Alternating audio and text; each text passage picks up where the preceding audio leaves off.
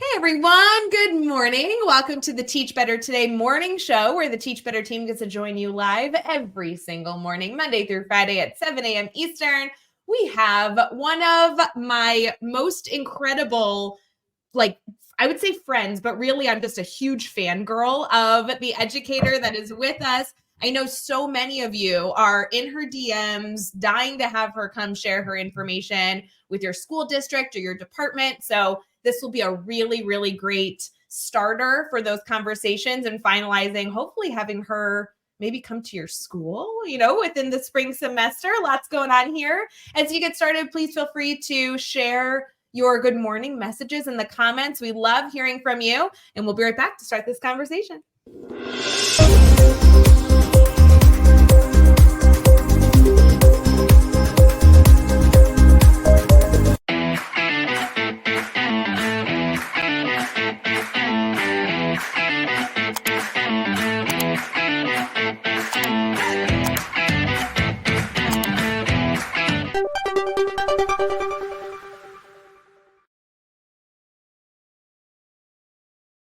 Hey everyone, good morning. My name is Ray Hewart with the Teach Better team, and I have Charle Peck with us. Charlie, how are you doing? Hey, good morning. I'm doing great, Ray. Thanks for having me.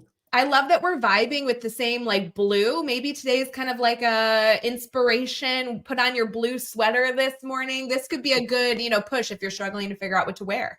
Absolutely. It is one of my favorites.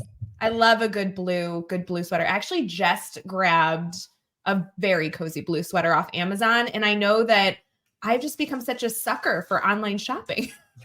It's too easy. That's why it's way too easy. Yes. And then to be honest, I feel like online shopping used to be a hit or miss with quality, but everything I'm getting recently is a winner. And it just encourages me to unfortunately shop more. So I know.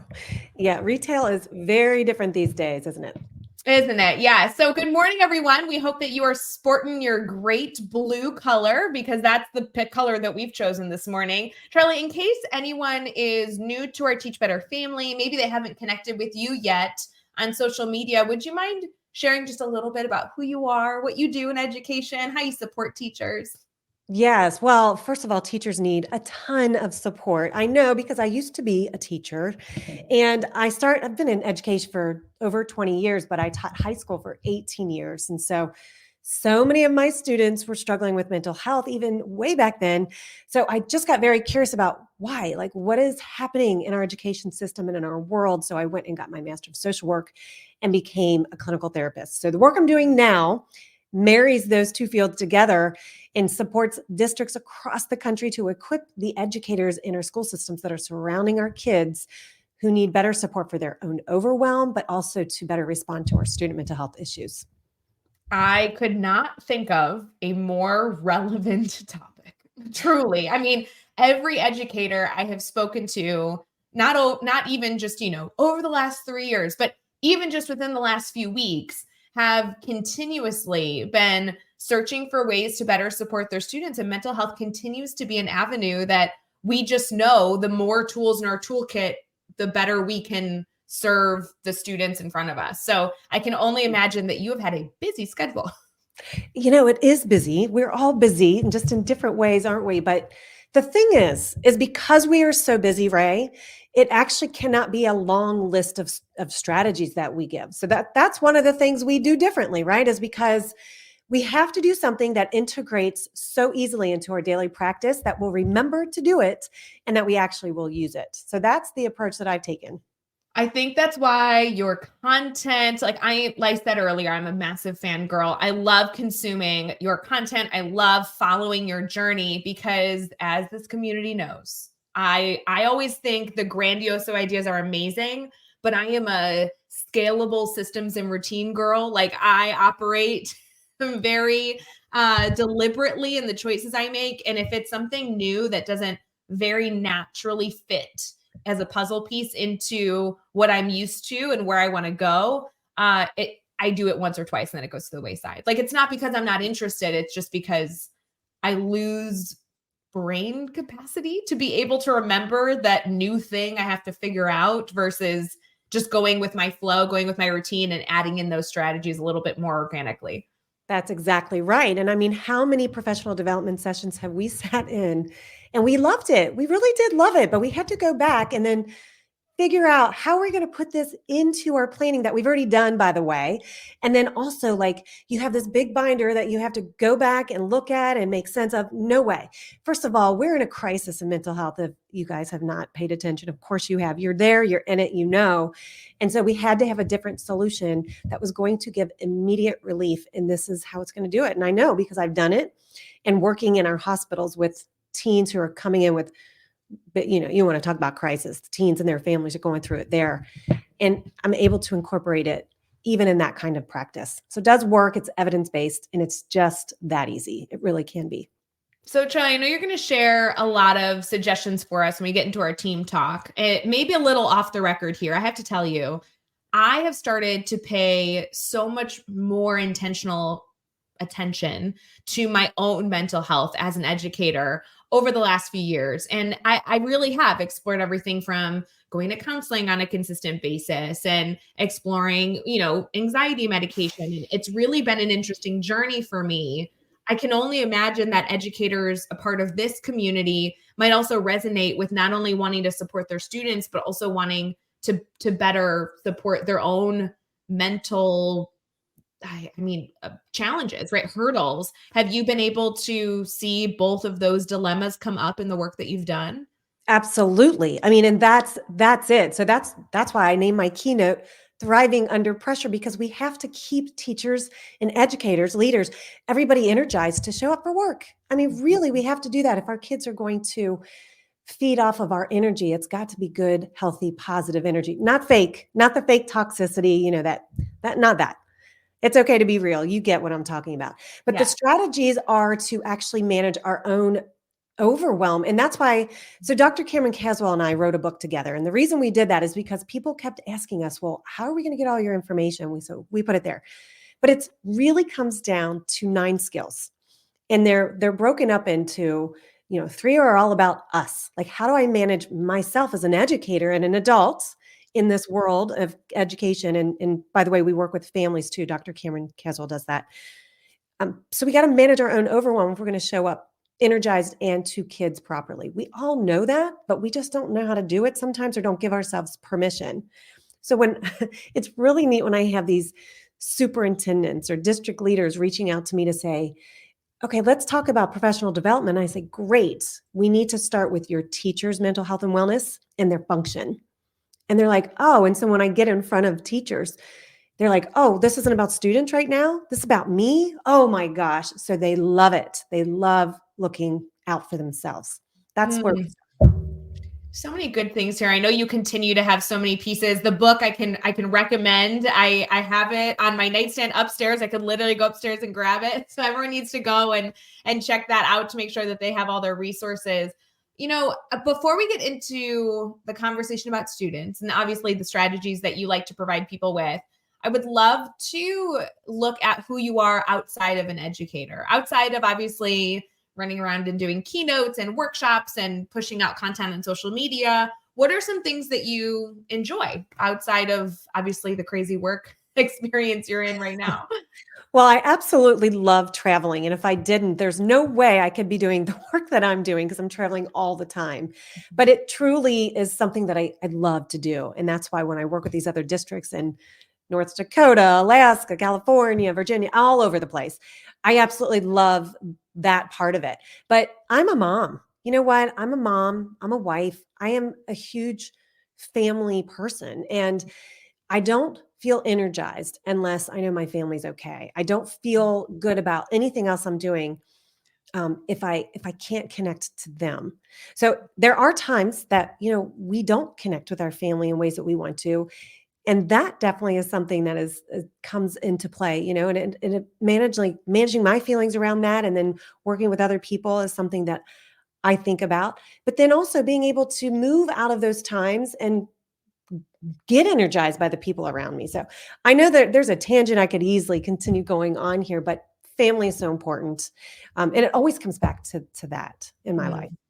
So Yeah. good. I hope everyone has some good family time planned. I know December can be such a busy time, so many holiday celebrations, both religious and cultural and everything else. But hopefully, everybody here has maybe one thing they can look forward to some good family time, whether your family includes you on your couch with your kitty or your puppy, or family includes lots and lots and lots of other members of your clan. It's really wonderful this time of in season where we can hopefully be intentional with that. Charlie, anything that you're looking forward to with December with maybe some good family time?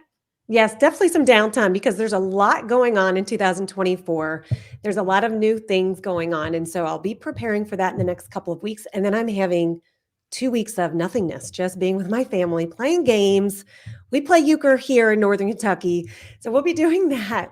Yeah, just some downtime with my families. I love Definitely. it. That's so Mhm. exciting. Good. Well, we want to keep diving into the insight here on the Teach Better Today morning show. Stick with us.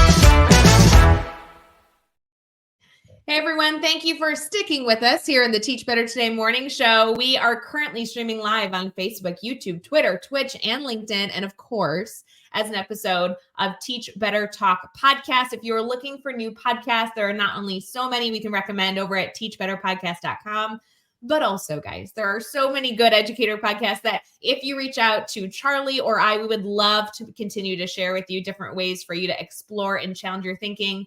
Personally, I'm a podcast girl when I'm in the car. I just took a few trips that had me traveling in the car a lot recently, and I got all caught up in my podcast. So continue to make that a opportunity for you to challenge your thinking, even if it's, just a little bit of a challenge and more of a relaxation. We are live with Charle Peck, and we have a lot to be able to dive into. Previously, she mentioned her 9 steps, her 9 strategies to be better in a lot of different areas, specifically mental health. I wonder if you could share a few of those with us, maybe get us in the headspace as we're entering into our Monday morning with students.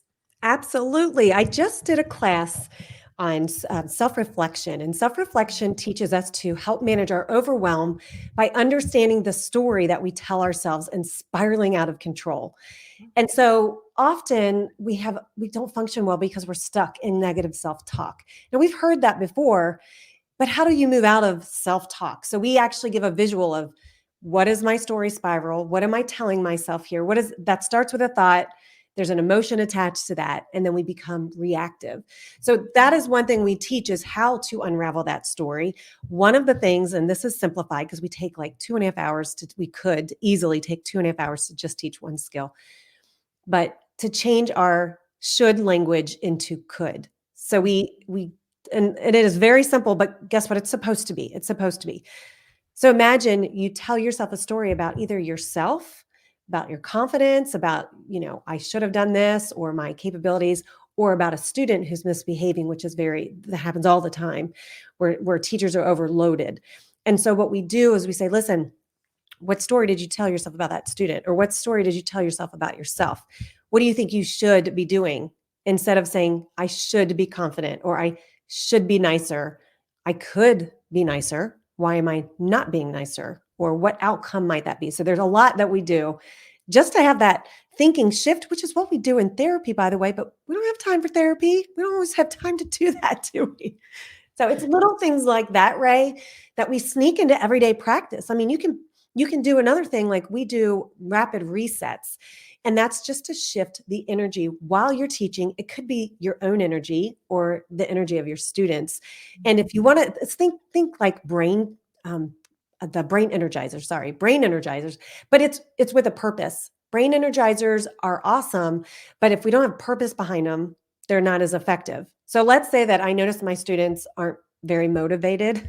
Can you imagine that would never, of course, That would happen. never happen. Our students always walk in motivated and ready, eager to learn with a very open mindset every day. Every day. Oh, or by the way, if you're running a staff meeting, I know that all of your staff they're all engaged. I know, but teachers are the best students. We know that. We are always front row, pencils ready and sharpened. Come on. I know. It's so fun to talk about it. We can only do that because we're educators ourselves. We can only do that. Yes. But there are so many ways to shift. So one thing that we can do is the finger thumb switch. It's the most popular one. If you can just put a thumb up and point your other finger at it and then switch, it go like that. And right, go ahead, Ray. Yeah. But then you eventually do it. You have practiced this. Hold on. So I have practiced this. Here? Go ahead. Yep. So here and then slow motion like that. I'm going to be doing this all day. Right. Guess how long it took me to do? A long time. But the key is number one, what are we doing as we're doing this? First of all, we're laughing. Yes. I mean, it's silly, right? It's silly. And you can laugh and it is silly and it will take you a while to do this. So what it's doing is essentially distracting your brain. So many people are stressing out or they're freaking out about a test. Even some athletes, like what people aren't thinking about is students have a life outside of school. And so they can carry these tools with them and so can the adults in their lives. So go back to the motivation. Imagine that you're teaching a class where kids are a little bit, not motivated or engaged, or you're at a staff meeting. You can actually just kind of stop and say, okay, we're going to do a rapid reset. And they perk up and then they'll do something like this. It gets silly. People are laughing and it just shifts the energy. So little things like that. There's so many, but I don't want there to be too many. I want there to be the 9 skills and then we have some rapid resets. And then listen, there's no program overhauls. It's just these skills, the 9 skills and some of those rapid resets can change and shift the way we teach. I love this because even just that one rapid reset, I can think of 12 different instances of where I could pull that out, right? That could be a way to set the tone for the beginning of class. That could be a way to ease any stress before maybe an assessment. That could be a way to get ready for a big game that you're preparing for. I might use that right as I'm stepping on stage to speak to a large auditorium. I mean, there's so many different ways to bring that in. And I love that you're focused on the giggling, the distraction, and it really does allow everyone to kind of take a deep breath at the end and say, okay, now we're all on the same page. Let's transition here. So that's right.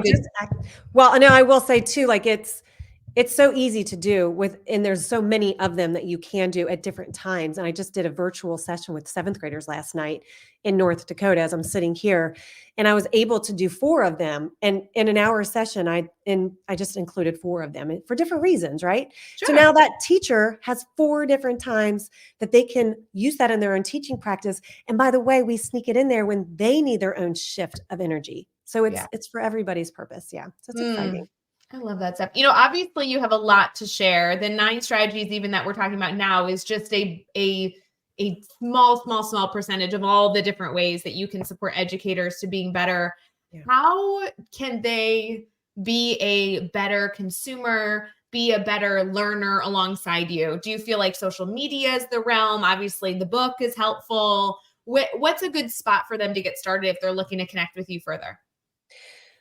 Definitely. I mean, social media, I'm on Twitter or X, whatever you want to call it, at Charle Peck. None of us know what to call it. I don't know what to say anymore, but I'll just say both. I think that's what we do now. Yeah. You know what? I do have a couple of courses based on need. So people kept asking me, how do I roll this out to my own schools? I mean, I want to give this stuff to my staff at staff meetings. I want to do this in my own classroom. A lot of school counselors, they are in classrooms and they want material, but something that's so simple because we've been teaching SEL for 30 years, which is great. It's great, but we still have a mental health crisis. And so this simplifies that whole process. So based on the ask, I created a certified school mental health facilitator program so that they can, and they can just learn the skills themselves. I mean, it's me talking to them like this with a workbook that they can use themselves and then a facilitator's guide with the slides and everything so that they can roll it out themselves in their schools. There's only one of me. I mean, there's only one of me. I can't be everywhere, right? Yeah. And also, Ray, you can appreciate this. we all need autonomy. We all need to spread this out and keep this thing going for long-term sustainability. And then there's one other thing. They can find that on my website, thrivingeducator.org. You can just go there. But there's also one other thing that I want people to know about it, because if you're an education leader and you want to do something for your staff, you can gift them the mini course that's called Responding to Challenging Student Behavior. Oh my gosh, there's so many students who seem disruptive, and they're causing some burnout, but really it's about learning how to see that student and humanize them, but also have some really practical tools for yourself as an educator. So that's available too. I love that. I mean, and it's the holiday season. I know we have a lot of administrators that tune into the show or participate in our admin mastermind every single Tuesday over at teachbetter.com/mastermind. And the goal is just to help all of our community here gain access to resources. So if you're currently thinking through what you might want to get your staff, some good professional development to not only help reset them as people, but also help their classroom continue to thrive with strong mental health strategies, I can't think of anything more beneficial. And then maybe like a candy bar. That would be helpful. Like that plus a candy bar. So many teachers, when I ask them what's on their wish list that's inexpensive, they say coffee and chocolate. So many of them. It's kind of simple. I think it's great. We just figured out the perfect holiday gift for your staff, like either a $5 gift card for coffee or a Hershey candy bar plus courses from your website. I think that this is wonderful. Why not? Why not? I will say too, if they're not ready to pull the trigger with their funding, they can absolutely go to the website and there'll be a pop-up for a free school mental health audit. It's 16 pages. They'll print it off. And listen, it's just to get it started, like get the conversation started with your mental health team to see what the strengths and deficits of your current system are. That's it. Start there. So many good things here. I love it. Thank you so much for taking the time, by the way, to come live and share all your insight. Obviously, you do this full time and are committed to helping educators. And I so appreciate you taking the time this morning to come share with the Teach Better community, because I want to encourage everyone here to stay connected with the amazing things you're doing. So I very much appreciate it. Thank you so much. I truly appreciate you having me. Oh, so fun. Everyone else, we hope you have an amazing rest of your day. It's Monday. We're all wearing blue for absolutely no reason. And we love being a part of your morning routine. Continue to stay tuned with the Teach Better Today morning show every single day, Monday through Friday. And of course, if you missed our Sunday show, which is every single Sunday exclusive in our private group over at teachbettergroup.com, you can go check it out, or it will stream later tonight. So always opportunities to get more freebies and continue to be a learner. Have a wonderful rest of your day, friends. Don't forget to connect with Charlie, and we'll see you soon. Bye, guys. Bye. Hey, Teach Better community. Thank you so much for joining the Teach Better Today morning show every single weekday at 7 a.m. Eastern. We have so many resources for you outside of this live stream at teachbetter.com, including blogs, podcasts, and professional development that will bring our team to your school.